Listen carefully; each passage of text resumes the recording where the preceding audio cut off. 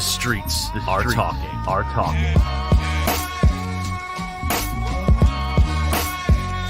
You are now listening to The Box Out, tri-state area basketball talk at its best. And now your hosts, Kahlil Thomas and Jason Cordner. Let's get it.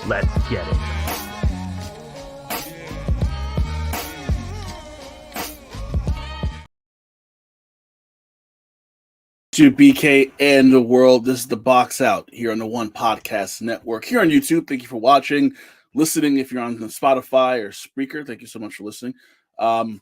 We took a month off. We both said, yep, let's take some time off. Our last show was July 31st, and we kind of just said, let's take a break. Let's just take a month off. So we took a month off, a little more than a month, recharge our batteries, leading in to training camp for NBA teams this month, so we're ready to go. We took some time off, recharged our batteries, and we are good to go.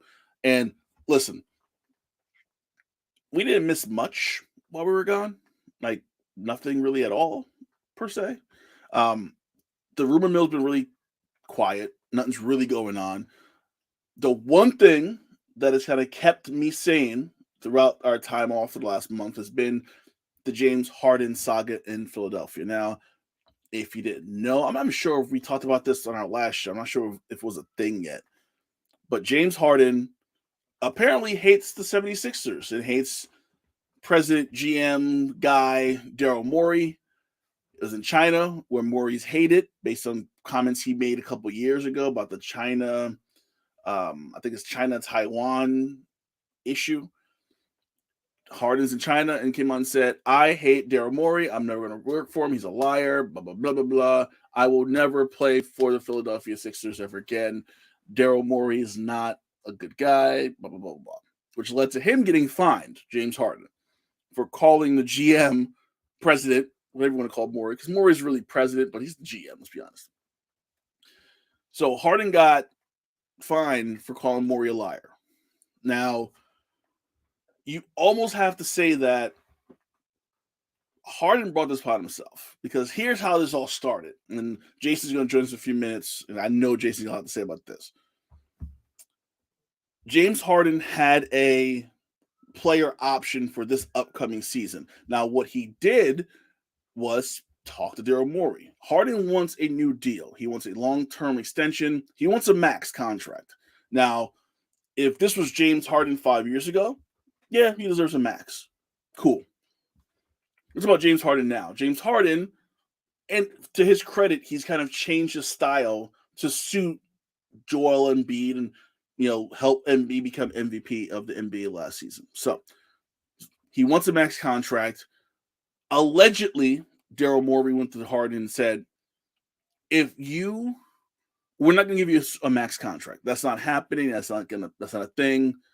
You have a player option, you can take it. Then Harden wants to get traded. Now, here's where it gets a little weird, a little dicey.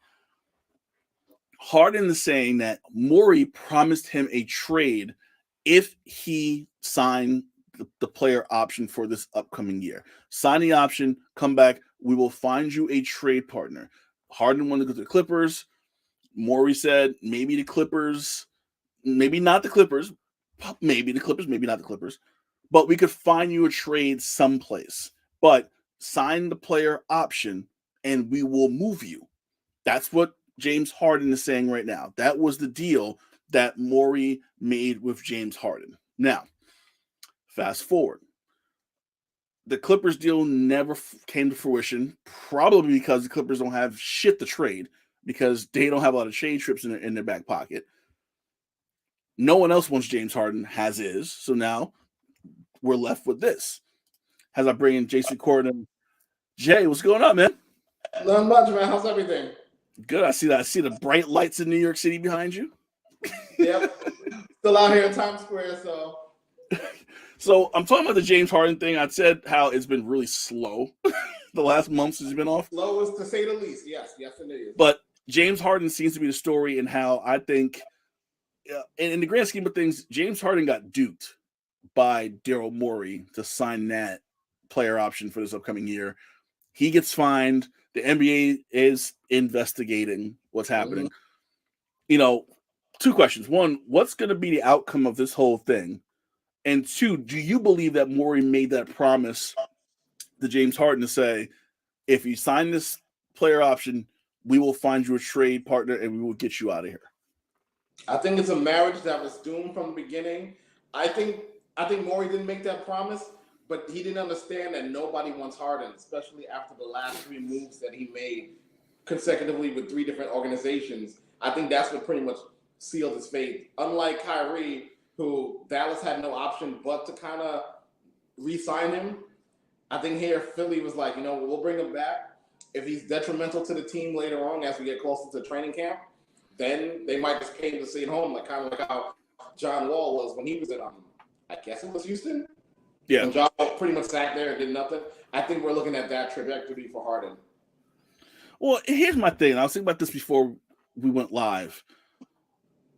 I feel like general managers, presidents of teams, they're working for teams, right? It's about self-preservation for those guys. They want to keep the job. They want to be successful, but first and foremost, they want to keep the job.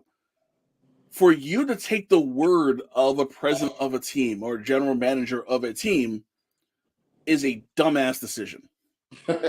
Like, that's like you going to your boss and saying, hey, I really want to raise. I got this job offer someplace else. Can you give me that raise? And your boss is like, well, I can't give you the raise, but I can promise you you'll get a raise in 3 months. Nothing in writing. There's no paper trail for what they said. You're just left out there believing a manager, a boss, that you're going to get something in the back end. So Morey's probably smart to go, I want to say this and see if he takes it and see if he bites. Sure enough, James Harden, being a dumbass that James Harden is, he bit. And now he's stuck because the NBA is like, we're going to fine you because you can't just outright say your president is a liar and pretty much say you're not going to play for that team ever again. You're under contract. You signed that option. You're stuck. You're stuck in Philadelphia for this season. So it's on him. He's the dumbass for saying yes. Yep. And he's only, to me, I think he's done such harm to his value around the league. Like, he's really a one-trick pony away from being the next Carmelo, whereas, Carmelo, wow. He doesn't play no defense. He's hot and cold, very streaky. I mean, what contender would want him right now? I can't think of one. And that including somebody like the Knicks or even Memphis, or somebody like who could use him, but I don't see anybody that would want to use him. Yeah, I couldn't think of a team off the top of my head that not even you say Detroit. James. He wouldn't even work in Detroit. No. Well, the problem is too, and Morey's so smart because Morey got it off with Ben Simmons, Ben Simmons trade to Brooklyn. He's looking for something like that. He wants a deal that he's going to Danny Ainge take advantage of a team. But I think the teams are smart enough to know, okay, listen, Daryl, it's James Harden 2023. This ain't the guy from Houston that was dropping 50 points and dropping 16, 17 assists a game. Different guy. Even with him changing his style to suit Joel Embiid and to suit Tobias Harris, he still ain't that guy. So we're going to give you this. And we're only going to give you this. And Morey's like, nah, I'm good. I'm just going to wait it out. Because he waited it out with Ben Simmons. Worked out.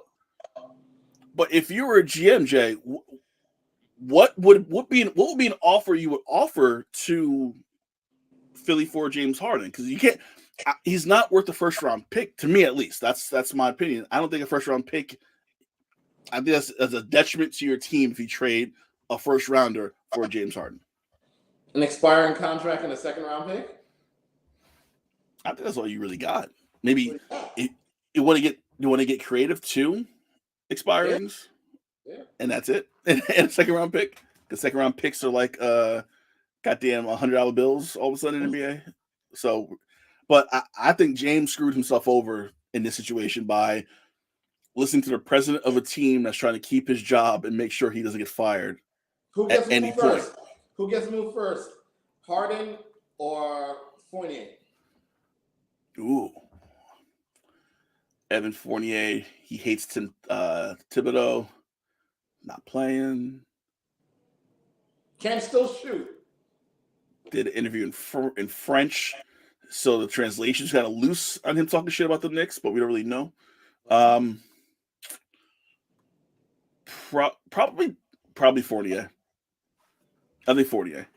I think that's Harden. I think Morey's really going to hold out for something crazy for James Harden, and he's not going to get what he wants, and he's going to be left. Sammy chiming in, Sammy's good. Sammy agrees. Second round picks and expiring contracts. Loads of expiring contracts. I think that's what you're going to get from him. I don't know about that. I don't know about loads. I think we're getting money here. I mean, look at what the Brooklyn Nets did years ago when they kind of had to start from scratch after the Durant and Pierce disaster. They had to kind of start over, and that loads of expirings that kind of comes with it. You're getting a player in Harden that, you could kind of compare him to a Paul Pierce at that point when Pierce came to Brooklyn.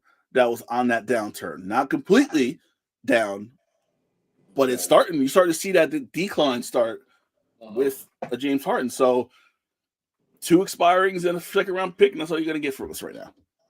I agree. And if you don't like it, God bless. Have fun dealing with a disgruntled, unhappy, probably overstrippered, overweight James Harden. That's what you got. That's your if you imagine him on the bench at Philly games, that crowd will kill him. God bless him in that crowd. I want to talk about the FIBA World Cup because no one's ever said that in the history of podcasting. FIBA World Cup, the games are on at 7 a.m. Even before school started this week, I wasn't up at 7. Well, I was up at 7, but I got kids, so I was paying attention. I did watch the U.S. team lose that one game and saw a bunch of holes.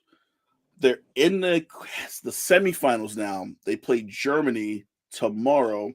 They beat up on Italy on Tuesday. Bill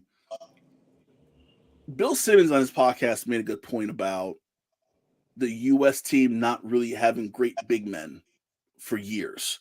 They haven't had a really good big man on that national team for a long time. They got Bobby Portis, who defensively, not. I was waiting for Bruce. Hold on. Bruce is in. Bruce chimed in. The USA sent their AAU reserves. I'm like, okay. But besides Anthony Edwards, is there anyone on that team really killing it? I feel like Brandon Ingram's getting frustrated that he's not the number one option, that they're kind of went to Anthony Edwards as their guy. Yeah. I feel like Jalen Brunson's not getting a lot of playing time because we kind of like Edwards and going a little bigger in crunch time. So Brunson, who Steve Kerr thought would be the guy, isn't the guy. The U.S. is going to win this tournament. Are we sure? I'm going to put that out there now. Are we sure? That can't in the lineup. I don't know. I'm not going to put money on it, but the U.S. will win the tournament. But, is this the case of, the World Cup team and the Olympic team doesn't really have that cachet that it had years ago with Kobe and LeBron are on it and Olympic Carmelo? Does that aura of playing internationally just doesn't work anymore? I think it's a little combination of both. I think it's a combination of, one, our players, they're pretty beat up because they've been playing AAU. They're definitely playing off season, the Drew League, things like that.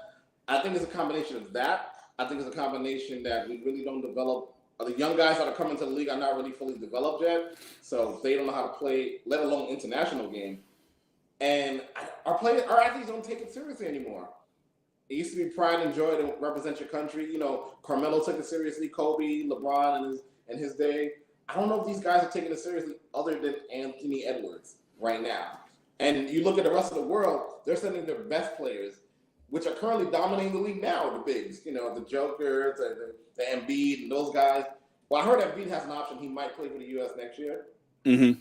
But Giannis is definitely not going to be playing. So, I think that stacks up better for, you kind of see it in the big men, how fundamentally sound they are overseas compared to over here. Where I guess the only big man I could think of here is Bam. And he's not really traditionally a big guy. He's a power forward. Yeah, I think Bill Simmons pointed out, too, in his podcast how, the top 3 in the league is Jokic, Jokic, Giannis, Embiid, and there's another one that's foreign, white foreign, European foreign. Mhm. That's say white. No, I just feel like guys don't want to go travel. Dwight Howard, still the U.S. best big. Oh, he's killing. Dwight Howard's becoming the second coming of Marbury over there. Well, it's funny because I think Giannis, Embiid has the option to play for the U.S. because he's a citizen now, or play for France in the Olympics. He has an option. He has a choice, kind of like how the U.S. soccer can pick guys who are like. I'm interested to see what Steve Kerr does to try to get Embiid onto the Olympic team, because Embiid on the Olympic team with this roster, easy gold medal. I'm not Dream Team 92 level, but it's going to be a gold medal. But I think Steve Kerr has. Kerr can get him over there. Mm-hmm. Trade Chris Paul, Harden straight up. That's how Embiid signs the deal to play for Team USA. Can he do that? Can he pull that off? That's the other question. Is that possible? But hey, we've seen worse. You just see them play, and like I feel like the ball movement's a little sketchy. Like I said, the rebound is not great. There's a lot of one-on-one ball that the U.S. team plays that you see a lot, and you don't see that from the European teams. There's a lot of ball movement, and you've seen that for years back. And I feel like the U.S. kind of figured it out, but then, like you said, they went younger. They went with a Tyrese Halliburton who's good one-on-one. They went Anthony Edwards. Brunson is a good distributor, but Brunson can get kind of one-on-one-ish at times as well. So it's going to be interesting to see how they kind of work this out for the Olympics. They're going to win this tournament. Not easy. I feel like he's going to get a lot closer. Like you said, Canada's probably the biggest competition in the finals if they get there, and if both teams get there. I got to go to the Liberty because, Bruce, while we've been off for a month, right? In the month of August, the Liberty played the Aces 4 times, and they split 2-2. And in one game, the Liberty smoked the Liberty. So, of course, me, being the troll that I am, I slipped in Bruce's DMs on Twitter or X, whatever the fuck you want to call it, and just sent him a nice little message saying, "What's up? What's good?" Bruce just put this in the chat now. I've been waiting for him to say this. Knicks not going anywhere, but Liberty can win this year. I've been waiting for this message. I've been waiting for Bruce to say this. I feel like, and you've been to numerous Liberty games this summer, Jay. I think they figured it out. I think they kind of figured out the rotation. I think Stephanie Dawson coming back was huge.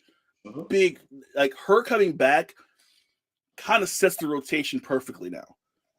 They played Vegas hard. They won the Commissioner's Cup in Vegas, which I think was a huge mental edge they have now that they went into Vegas, beat them in a big game, and that was the only game on. It was them and the Aces. They beat them.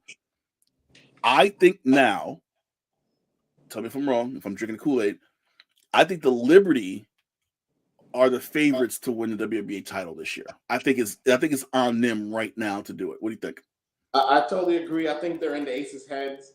I think it's something about the matchup. They figured it out. They're more aggressive on the defensive end. I have yet to see I've seen the Liberty get rattled a couple of times in that last game against the Aces, but when they're clicking on all cylinders, they're clicking. And I think I'm just hoping that they don't peak too soon. Like I hope they take this playoff run seriously and they don't coast. And that's my only thing. We talk about a lot. When they're up big, they tend to blow leads quite often, and then they seal the deal late in the end of the games. But I just hope that they haven't peaked too soon. But I think the opportunity is right in front of them to win this championship. This is their best, organizational-wise, best shot. So 31-7 right now. They're a game back of Vegas for the top seed in the WNBA. 7 in a row they've won. The peaking too early, I think them having the struggles early on. That did help. I think it helped them a little bit. I think it really helped that they had to kind of figure it out. They pretty much turned their entire roster over, with the exception of obviously Sabrina Ionescu, Stephanie Dawson's still there, Hanzu's still there. She never plays, but she's still there. They kind of turned this roster around, bringing in Brianna Stewart, Benijah Laney, Courtney Vandersloot, who's shooting very well lately. and I know this was a point of contention because I agree with Bruce. I think Sloot can shoot well and then shoot not well and kind of go up and down. I think she's starting to shoot better, but she's also not shooting as much. I think she's starting to realize that, you know what, this is Sabrina's show. I'm going to let her shoot. If the shot is there for me, I'm going to take it. Yep. Inescu is the star. Brianna Stewart's a star. But Nigel Laney is turning into a star. I think Jocko Jones is finally getting the goddamn ball in the paint and starting to muscle people down. Yeah. I think they kind of figured out. And Dawson has to give Jones a breather. So Jones is fresh late. They've played Dawson and Jones together. And I'm like, that's a great lineup too, because you can just muscle everybody down with Dawson and Jones. So the peaking, yeah. But I think them struggling so early, I think they're like, we figured it out. We got this. And then Sandy Brunello, the coach, she has a title. So she knows what to do as well. So I don't know. I think the Aces is floundering. They have injuries. Candace Parker's out. But I think Liberty's in a driver's seat right now. I do too. I think they will catch them for that number 1 seed. And we'll see what happens. I'm looking forward to some playoff basketball in Brooklyn. Well, you've been, and you text me while you're there. They're opening up levels. Levels are open now, yeah. And like luxury boxes open. People are going to be peeping in there. I feel like the Liberty ticket is going to be a hotter ticket than a net ticket going forward. I think so too. Because you know what also helps? What also helps is that both baseball teams suck right now. I don't want to talk about that. I'm sorry. I don't know what's baseball. I don't know what that sport is. Although Michael K is like, the Yankees still got a shot to make the playoffs. I'm like, shut up. Shut up. They don't. So last night, I'm going to talk about last night for you. NBA2K Launch Party. I missed those events. How was that last night? It was great. You know, I didn't realize when I texted you and I left. This is how I know. This is when you know you're getting old. You leave at a decent time. I had no idea Lucy Vert was performing. So when I saw those pictures this morning, I was like, yeah, it was a stage, but I wasn't thinking anything about that. Yeah, that's it. Well, that's when you like. I think I went to a FIFA release years ago, and who was playing? It was like an alt rock band, and it was about 10:30, 11:15. Like, I kind of want to get out of here. I got to go back to Jersey. It was at Irving Plaza in the city. I'm like, I really kind of want to go back to Jersey, and then I'm like, but I don't want to be that guy that leaves early in case something pops off. So I stayed, and I regretted it because I didn't get home till like 3 a.m. Because FIFA and EA that I learned love their Heinekens, and you have a couple of those with the EA folks who know you, and you get twisted. So you, my friend, did the right thing by getting the hell out of here last night. When I left and I saw like Jadakiss coming in, Jim Jones, Mano, and a couple other rappers, I was like, yeah, something tells me I need to leave it right now. Because it was about to go down. It was about to go down. Yeah. And you'd be like, go wifey, be like, yeah, so I ain't coming home tonight. Yeah, but shout out to them. I had no idea that Def Jam is pretty much sponsoring the whole soundtrack. So the soundtrack can have new music. I haven't checked it out yet. I think the game officially comes out tomorrow. The Mamba edition, which I didn't realize they gave away. That was the Mamba edition. So that was the tier right below the 149. So you're pretty much getting everything except the League Pass in that edition. Which I appreciate. Thank you. Hooked me up with a code last night, so I appreciate you. I'm gonna play it after this. I'll be up all night, miserable. How to teach 5th graders tomorrow. Just late playing NBA. No, I'm excited about the game.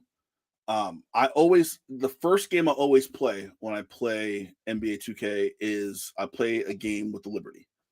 Okay. That's the first thing I do. I play with the Liberty. Liberty Sky usually is like the first game I play. And that's like my intro to the game. That's how you intro it. Okay. That's how I intro it. So I'm pumped about that game. So I appreciate it. Thank you. We got to talk about college realignment because it's really about football, but it does concern basketball. Since we've been off for a month, all hell done broke loose. And Big Ten got crowded. Let's start with the Big Ten because I'm a Big Ten guy. I love Penn State. Went to Penn State. I love the school. So now you have a conference that was mainly Midwestern that went to the East Coast with Penn State and then Maryland, and then Rutgers. We'll get to them later. And now, next season, you have the addition of USC, UCLA, Oregon, and Washington State. It makes no goddamn sense what is happening. The Big Ten, the big mess. It's like 16 or 18 teams now? It's like a big ass conference now. For football, we know this was done for football purposes. These are all football moves. For basketball, I don't see how this really helps the Big Ten, because the Big Ten was already that kind of weird Power 5 conference in college basketball where you had your Purdue's, you had your Michigan States, you had your Michigans last few years on and off. And that was really it. Rutgers kind of made a push. I think this kills Rutgers basketball. Well, now you got to think about Rutgers basketball. You got to travel to UCLA. You got to travel to USC. You got to travel to Washington. You got to travel to Oregon. And you can't even split the things up by region, like an East-West division, because those other teams are all the way on the West Coast. I think the westernmost Big Ten team before this move, I think it might have been like I want to say Ohio State or something like that, or Illinois. One of those teams was kind of more for the West. So splitting it into like an East-West thing to make travel not as bad kind of sucks. Why do you say it hurts Rutgers basketball? Because I feel like now UCLA and USC, they're going to come recruiting over here now. So I feel like whatever Rutgers stranglehold they had left, like in Jersey, the tri-state area, or even Pennsylvania, I feel like this kills that now. Because now, what are you offering differently than a USC or UCLA? Besides snow. Exactly. Lots of snow. Exactly. Shitty weather. That's what you're offering recruits. Yeah. Shitty weather. And then you look at the Big 12 I thought the Big 12 was dead 3 years ago, and now all of a sudden they're like rebounded. The SEC is getting Texas, Oklahoma next season, and then you have the Pac-12 is just done. The Pac-12 has no teams left. There's 2 teams left after the season: Oregon State, Washington State. They're probably going to go to the highest bidder. So I'm curious, because the rumor is that they want to talk to the Mountain West about merging the Mountain West and the Pac-12 and just creating the Pac-12, because the Pac-12 kind of has the history, has the name. It's the Conference of Champions. That's their tagline. They go with that. But then you have Colorado. They're moving to the Big 12. Shout out to Deion Sanders. Was good. And then you have Stanford and Cal moving to the ACC. So the Atlantic Coast Conference along the Atlantic Ocean is now stretching to Stanford, Palo Alto, and Berkeley. Makes no damn sense. The PAC, you know, maybe? The PAC. It's the PAC. It's the PAC all over again. Well, for ACC basketball too, I feel like this is kind of a downgrade too, because Stanford and Cal basketball-wise have not been relevant in years. Stanford, Cal especially. Cal has been relevant since Tony Gonzalez played for them. Oh, I was going to go back to Jason Kidd, but okay. Yeah, I'm going Tony Gonzalez. Stanford hasn't really been good since Josh Childress with the Fro? Yeah. I think that was the last time they were really good. So those are automatic losses for Stanford and Cal, which is going to drag down the RPIs and the Ken Palm numbers for North Carolina, a Duke, a Clemson, a Boston College, who I think is going to be a lot better next year. I feel like this conference is going to be like the SET sound. Like, it's going to be such. You're going to have so much collegians, like scholars on these rosters. Mm-hmm. Amazing. Those APRs are going to be high. There you go. Yep. We have the best SAT scores in the country, but we got 2 berths to the NCAA tournament. That's all we got this year.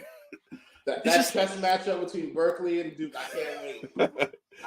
I mean, and then you look at it and out of the scope of basketball, because obviously, football and basketball are the 2 bigger sports, but you look at men's and women's soccer, lacrosse, field hockey, gymnastics, other sports like that, now they have to travel across the country. Rutgers has to travel from Piscataway, New Jersey, or New Brunswick, depending, to Spokane, Washington, for a lacrosse meet or something.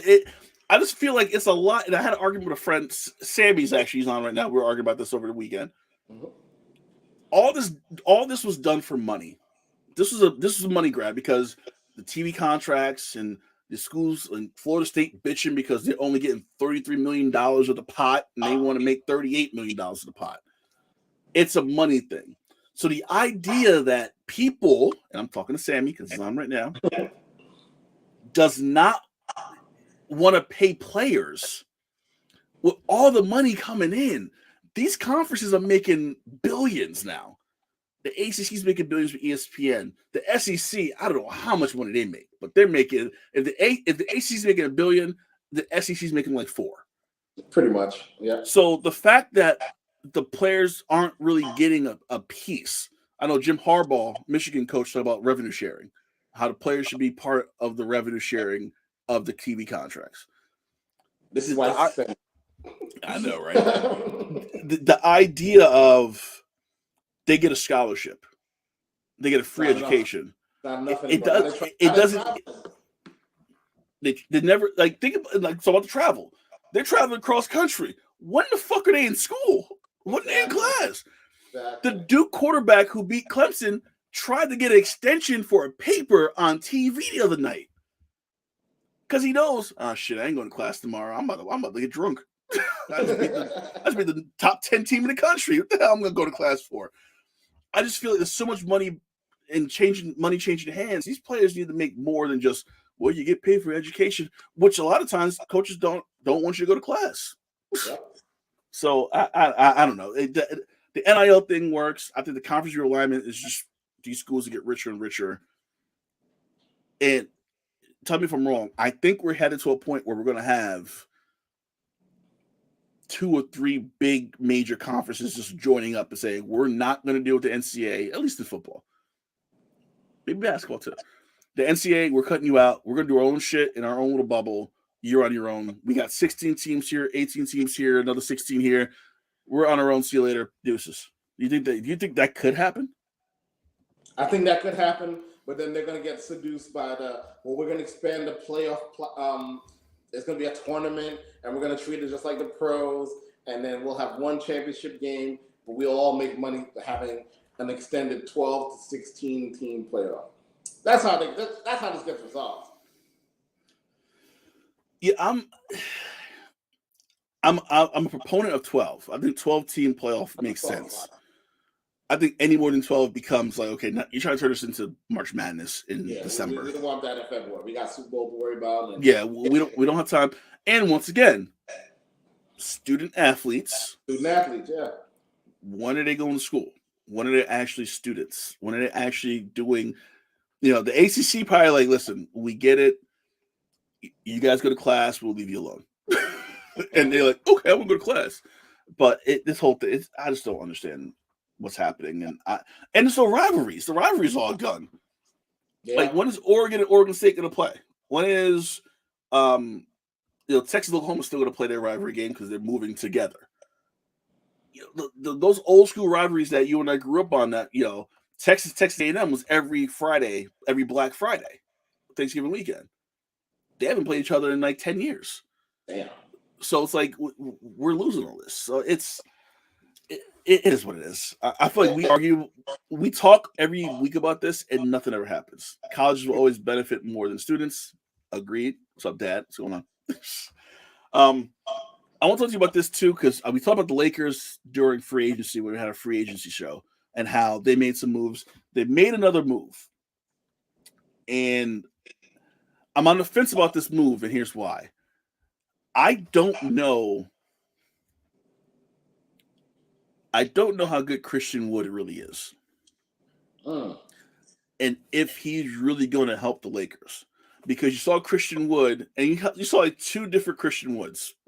You had a tale of 2 different players. You had the Houston Rocket Christian Wood and the Detroit Christian Wood, which was kind of useless. they've made a lot of moves, the Lakers. Are Right. these moves going to make them better? And by better, I mean they're not going to be a play-in team. Oh, they're definitely not going to be a playing team. I think we're probably looking at the same. I think they'll be a top 4. I don't know how much better in terms, because it's all going to come down to health. You're relying on someone who's in the league 20, what, he's going on 22 years now, or 21, LeBron. You don't know how healthy he's going to be. AD stays, is always a question mark. I think they didn't do enough to upgrade the point guard position. I think D'Angelo is hit or miss, but everything else, I do like the supporting cast that the Lakers have. So I definitely think they'll make some noise. I don't know how much noise they're going to make. I don't think they caught Denver yet, and I don't think they'll catch a healthy Golden State. I think those two teams are still going to end up being an obstacle for them. So they extended Anthony Davis, which can't forget the Suns. Yeah. So I want to ask you about Anthony Davis because he got a ridiculous extension. I don't want to ask if he's worth it. I feel like that's a bad question because obviously Anthony Davis, he's still kind of in his prime, big man who refuses to play center. I thought he held his own against Denver in the conference finals. I don't blame him for the loss. It just Jokic's better. But I feel like this is setting him up to almost be like, we know LeBron's leaving after this year. When he's leaving, it's your team. Yeah, I think that's what that was. Is Anthony Davis the guy you want leading your team? Should he be the centerpiece of your team going forward? Only if he takes in all the knowledge that LeBron has best bestowed on him. But I think once you have a big anchor like AD, you're in good shape. I think filling out the roster around him wouldn't be too hard for the Lakers going forward. Yeah, and here's the moves they made. So they extended Anthony Davis, signed Christian Wood, they signed Jackson Hayes. I'm going through all these real quick. They picked up Gabe Vincent, they picked up Taurean Prince, Cam Reddish was signed. They re-signed Austin Reeves, D'Angelo Russell, Rui Hachimura. On paper, it don't seem like they did a lot. I feel like they did a lot of ancillary parts. Uh-huh. I still don't buy them as, like you said, I don't think they're top 4 at this point. I think they're definitely that 5-6 where they can like slip out and disappear out of the normal playoff spots. But I don't trust them. AD gets hurt often. LeBron's not going to play a whole season. When was the last time LeBron played 72 games? I won't say 82.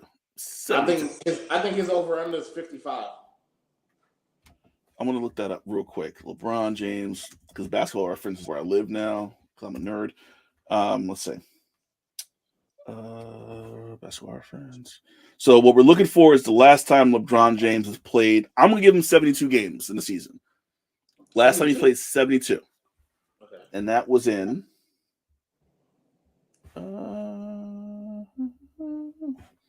actually, it wasn't that long ago. 55 last year, 56 the year before, 45 in 2021, 67 19-20, 55 18-19. He played 82 his last season in Cleveland, the 17-18 season. Okay. So his last season in Cleveland, he played all 82. Ever since then, he's played no more than 67. So I think your over-under is probably on point. I think this is where we are right now. This is where we are with the King. Yep. It is. I think it's too early to kind of make this determination because obviously we don't know who's. Training camp happens. Guys get hurt. They might say we don't like these guys we have. Let's move some guys, cut some guys, whatever. Mm-hmm. But I just don't see it. I don't think they're that good. I don't think they're going to be healthy enough to do it. Bruce is making a good point. Gabe Vincent, D'Angelo Russell plays no defense. Christian Wood plays no defense. Jackson Hayes, I think, has an anger issue that he probably needs to get fixed and go see somebody, maybe the shrink from Billions. Go see her because something's wrong with him in his head. I feel like, and Reeves got exposed in the World Cup, which is true. Yeah. Reeves looked bad against who they lose to. Was it Serbia? Is that the team they lost to? I think that was the one, right? Was it Serbia? Lithuania. They lost to Lithuania. Austin Reeves looked like shit in that game to the point where I was like, Pelinka's probably at home like, shit. Damn, we gave that man money. We just signed him to 4 years. Shit. So I don't see it. I want to give LeBron benefit of the doubt because philanthropically, LeBron is my spirit animal. I love what he does for charity. I love what he brings to the table. Basketball-wise, he's never on the court. He still thinks he's 26 when you're like 46. I just don't see it. But you're being very positive. I give it to you. You're being very, very positive right now. We'll see if that works out for you. So way too early to talk about this as well. This is going to be our last topic tonight. ESPN has their way too early top 25. I want to talk locally in our area. Rutgers, Seton Hall, UConn defending national champion. Defending champs. I think UConn might have a downturn because they lost a couple players. I think Rutgers this season, with this season being the last season of like the Big Ten as we know it, like we talked about before, I think Rutgers could win the conference and kind of take that mantle away from Seton Hall. I don't put UConn because UConn's in this area to be the best team in the tri-state area, New York, New Jersey, Connecticut. Okay. Does Rutgers have the pieces to do it, or do you think maybe it's still UConn's game to run? They are the defending champion. They are the Kings. You got to take down the King first. I still think you got to take down UConn. You know, that's a well-established program. They're the North Carolina Duke of the tri-state area, so you got to take it from them. So we'll see. I think it's going to be a good year. I actually think St. John's going to be a lot better than people think. I think that's a team to look out for in the Big East. But I definitely think Rutgers will definitely have a better season than Seton Hall. That's for sure. Yeah, Seton Hall, I'm still on the fence about them because I feel like Shaheen's still trying to figure out the pieces. And I feel like Shaheen, you can recruit a certain way at St. Peter's that you can't recruit at Seton Hall. Right? St. Peter's, when he got to the Elite Eight, was the land of misfit toys. And there's all these players that had, like I watched Moneyball last night. All the players he had on St. Peter's had deficiencies somewhere. Right? But it worked with what they were trying to do. Play defense, hit big shots when they need big shots, but they weren't the perfect team. He likes those type of players. When you're in a Big East program, you can't just get a bunch of defective players. You have to recruit, 3, 4, 5-star athletes. And the way he coaches and the way he is, I feel like that's not conducive to drawing a 4-star athlete to come to South Orange, New Jersey, to get yelled at and to get stomped at by Shaheen Holloway. You know what I mean? True. Whereas Rick Pitino, he's not really coaching anymore. I think he's just kind of there. He's the Don. He's the Don with the ring, just standing there watching practice with the ring and just not really doing much. So I thought Shaheen's and he had a lot more transfers this year again. He lost his boy in Defo. He graduated finally. So he's actually got his master's, so he got graduate transfer. So I think Seton Hall is going to have a world of hurt this year. I don't want them to, but they probably will. Real fast, so 2 minutes of wrestling. CM Punk fired. Saw that coming. Didn't see that coming. Listen, I think Jungle Boy was kind of a bitch in this case for what he did. CM Punk overreacted. Should have choked him out. It's not MMA. But now they're saying it's the end of AEW because the Saturday night show was kind of his show. Yeah. Do you think that Saturday night show turns into a Dynamite 2.0? Or do you think maybe they're like, it's people like the show? I love Collision's a lot better than Dynamite. I agree. Maybe you say, let's keep what we're doing on Collision because everyone seems to like it. Maybe make Daniel Bryan the CM Punk of that show and have it revolve around him and have him kind of book it because Tony Khan's like, if I die, Daniel Bryan's going to be the booker. It is what it is. Maybe that's the plan to go. I think that is the plan to go. I think you insert Daniel Bryan into all aspects of the show. You keep it how it was where you keep the elite off of it as much as you can and just let them run them up. I think that's the best way to go about that. Let Daniel Bryan just insert him in, let him be the CM Punk figure, but keep everything going.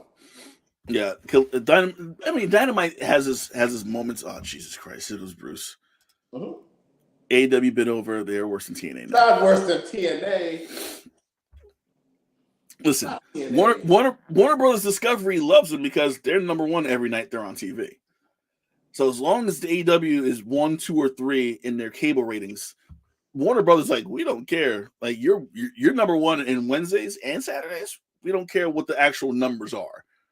Wow. I think they need some help. I think Tony Khan needs some help in like balancing out the booking, and there's some weird shit. And I do like Swerve kind of getting into it with Hangman. So I think that could be a good thing for him if Swerve goes over. That's the issue. I think Swerve needs to beat Hangman and actually get a big win. But here's an idea: take some of your Ring of Honor stuff and put it all towards Collision. I think he tried that. I think the Warner Brothers was like, "Yeah, we don't know Ring of Honor. We don't know what that is." So I'm like, I mean, if you order Honor Club, you could probably watch it. If you're the CEO of Warner Brothers Discovery, you can do that and learn about what Ring of Honor is. WWE, I will tell you this: I did not watch Payback because I was doing more important things in my life. But the Bloodline shit's got to end. I think I'm done. Well, I don't know what they're doing with it. Now they separated the two Usos on different brands. To set up a trade of Cody to go to SmackDown to finish the story at WrestleMania. It's the most transparent writing I've ever seen. Like, we know what you're doing. We're not stupid. But it's like, all right, how are you going to stretch this from September all the way to April? I mean, Roman Reigns barely works to begin with. So they can stretch it till April because he works once every 3 months. Between now and Royal Rumble, we may not see Roman Reigns maybe twice, maybe 3 times. You're probably right.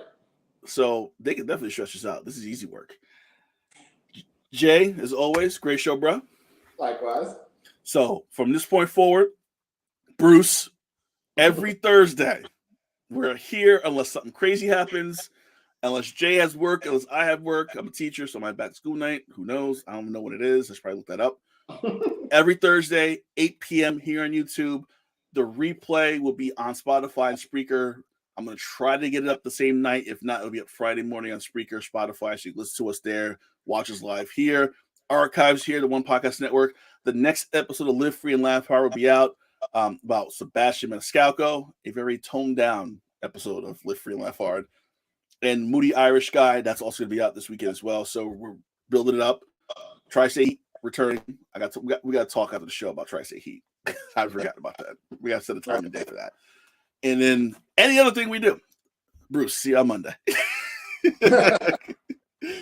For Jason Kahlil, I'm Kahlil Thomas. Thank you so much for watching, listening on Spotify.